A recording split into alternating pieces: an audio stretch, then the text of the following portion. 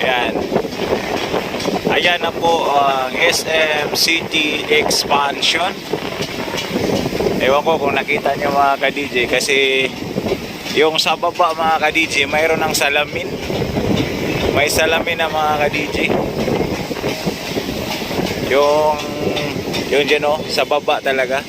Pero bilangin ko ilang floor na to. 1, 2, 3, 4, 5, 6, 7, 8, 9, 10, 11.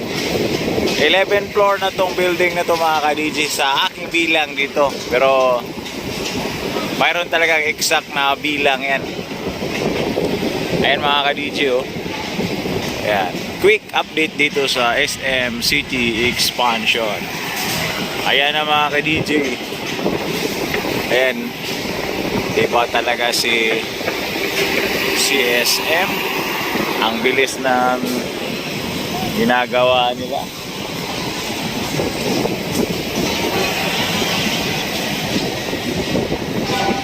Ayan yung ayan mga ka-DJ, kaya yung may kulay dilaw.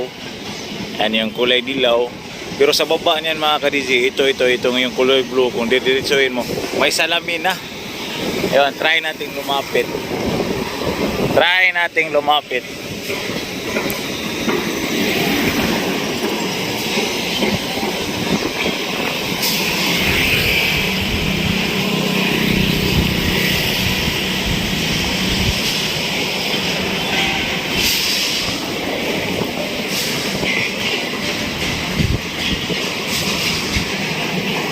Ayan mga ka-DJ ayong baba may salamin na. Ayan ito. Ayan, salamin po yan. Sobrang lakas ng hangin. Papalipad sana tayo ng drone. Ang problema, medyo malakas yung hangin mga ka-DJ. Ang bilis talaga ng trabaho nila dito mga ka-DJ.